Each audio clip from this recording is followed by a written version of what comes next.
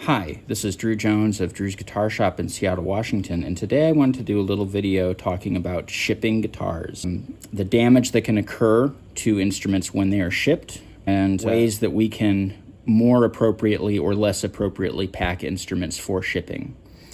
This is going to not only go for instruments that are being shipped through the mail or UPS or FedEx or wherever you're shipping, but also for instruments that you're traveling with. Because if you're taking an instrument on a plane and it's going into the down below part where the luggage goes, that's basically the same thing as shipping. It's just that you're also on the same plane.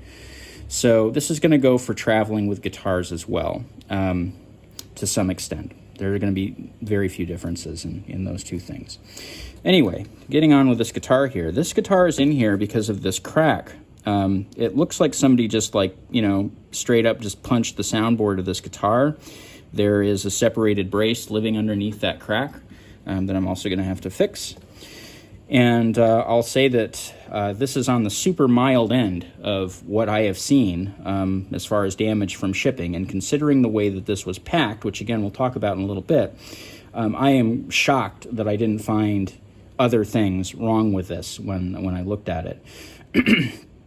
Now, the way that this guitar here was packed and shipped was that this guitar was put into a box with no extra padding at all, and was just put in a soft gig bag type case, which means that it basically had nothing.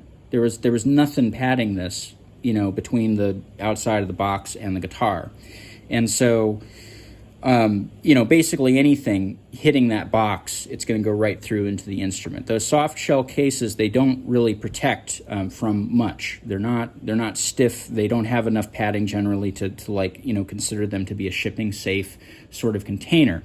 And so again, I'm just shocked that this is the only damage that this instrument ended up with here, because that to me is just a huge failure on the part of the shipping company and whoever put this box together. The only time I would maybe ever consider it to be okay to throw like a guitar in a case in a box without extra padding, and I don't even know if I would do this, is if it were a hard shell case that was really decently designed and had good padding on the inside and fit the guitar really well. That would probably be the only thing that I could think of where I'd be like, okay, yeah, let's just throw it in the box and make it good. But again, even then, I would probably be wanting to give it a few, wraps with some bubble wrap and some other stuff just to kind of make sure. Because, again, whatever thing you can imagine happening, assume that that's going to happen to it on the way. Generally speaking, when I see something like this, the very first thing that I'm going to do is I'm going to really take my time. Just every square inch of the guitar, I'm going to put it in the light and look at it from different angles and see if there's a crack, see if there's a little ding, see if there's something. I'm going to be looking at the bridge to see if the bridge is peeled up. I'm going to be looking at the area around the tongue of the fretboard to see if there's some cracks that go along here, or if the end of the fretboard is lifting. I'm going to be checking out the inside of the guitar, because the thing that like a player oftentimes won't notice is if braces and stuff on the inside are falling out. Even like micro cracks and things that are super thin are kind of hard to notice sometimes. And you get seam separations once in a while, which is where a glue joint that exists will separate. That can happen like on the soundboard pretty easily. It can also happen on the back pretty easily. And sometimes you even see larger glue joints fail, like the neck joint. Or in some cases, you'll see cracks down here through the neck, around the heel of the neck. And in some cases, you'll see kind of the same stuff around the headstock. So if there's a scarf joint up here, it might be compromised, or you might see a headstock that's cracked or completely broken off. These are really common things to end up with. And like I said, considering the way that this was packed, I'm kind of shocked that it doesn't have anything more severe going on. But if you see something like this, on a guitar that is shipped, assume that there is more damage. That's the safest thing to do. And I would take all the tension off of the instrument, if it is shipped under tension, which it really shouldn't be, off the strings immediately, and then take it into a repair shop, because leaving that tension on there could start tearing things apart if there's something structurally broken with a guitar. So let's go ahead and get into maybe some best practices with shipping guitars. I'm going to be mostly talking about acoustics here because acoustics are the ones that really pose the problem. Most electric guitars, you can ship them, packed reasonably with like some bubble wrap or whatever, and they're going to be perfectly fine. Electric guitars are a lot tougher. Acoustic guitars are kind of like a wooden balloon on a stick. That's kind of the way that I'll describe them to people when I'm trying to illustrate just how delicate these things are. When you are packing one of these things, you need to make a couple of assumptions. One of them is that the person who is handling your package with the guitar in it is going to manhandle it. Whatever kind of crazy thing that you would never do with a box containing a guitar, imagine that being done with it. Imagine it being thrown 12 feet. Imagine it being dropped 12 feet. Imagine it being slammed up against other boxes. Imagine other boxes that are heavy being piled on top of it. Imagine, something hitting it at kind of an oblique angle, something that could like snap a headstock off. Imagine, somebody sitting on it. Like literally whatever you can think of is what you should assume is happening with the instrument. Generally, people who are handling packages that are marked fragile are not going to be handling them in those ways, but you should definitely err on the side of caution, and the cautious thing to do is assume that whoever is handling that package is beating it up. So that being said, where are the areas that you need to protect and how do we protect them? So number one, this whole soundboard area. This is about 1/8 of an inch of soft wood if it's a solid top guitar. And this is the kind of thing that you could dent with your fingernail. This is not strong stuff. So this area in here is going to be an area that you need space. One of the best things that you can do for packaging is kind of like, the same thing that you would do for like insulation. You need space. You have the outside of the box and you have the thing that you're containing, and you want as much space as possible filled with something that's spongy. So like, packing peanuts or bubble wrap or something. And there are kind of different ways that all of those packing materials will work. And and the last thing that I'll say is never ship a guitar under tension. I don't know what would possess somebody to just assume that that's okay to throw a guitar out into the world. I mean, this is a nylon string, so it's not really holding that much tension. But for like a steel string guitar, that's an awful lot of tension that you're just maintaining on there. And you need to keep in mind that if it's being shipped on the ground, it's going to be going through a ton of trauma during this journey that it's going to take, because it's going to be in the back of like a non-climate controlled truck, most likely. It is going to be going through a number of different sorts of areas with different types of climate. So you're going to be passing through areas that have low humidity, high humidity, places, there's going to be a lot of heat, places that it's going to be cold. And so that's something that you're going to have to kind of assume. And so taking the tension off of the instrument is one of the ways that you can help the instrument kind of deal with that. Because having all of those things, subjecting an instrument to it, even on the best day, is the kind of thing that can separate a brace or pull a bridge loose or cause other damage. So don't do that. As far as traveling with a guitar, because I did mention that we're going to talk about that as well. And for traveling with guitars, it's kind of this same thing applies, right? You just want to make sure that whatever it is that you're putting the guitar in is going to be something that you would be comfortable with somebody throwing the guitar around with. So like your soft gig bags, especially if they're not padded, like imagine somebody picking your guitar and flinging it like 20 feet.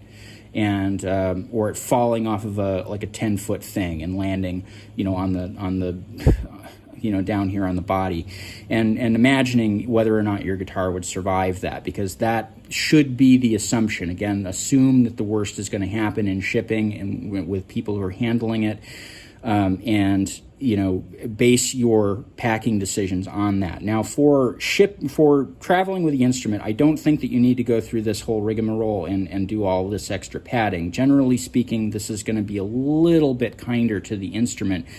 But if you do travel with it, you should still take the tension off of the strings. And if you have a case that fits very snugly, so the guitar can't really move around in it, then it's probably okay to just go ahead and put it in the case and kind of latch it down and maybe throw some tape around it just in case.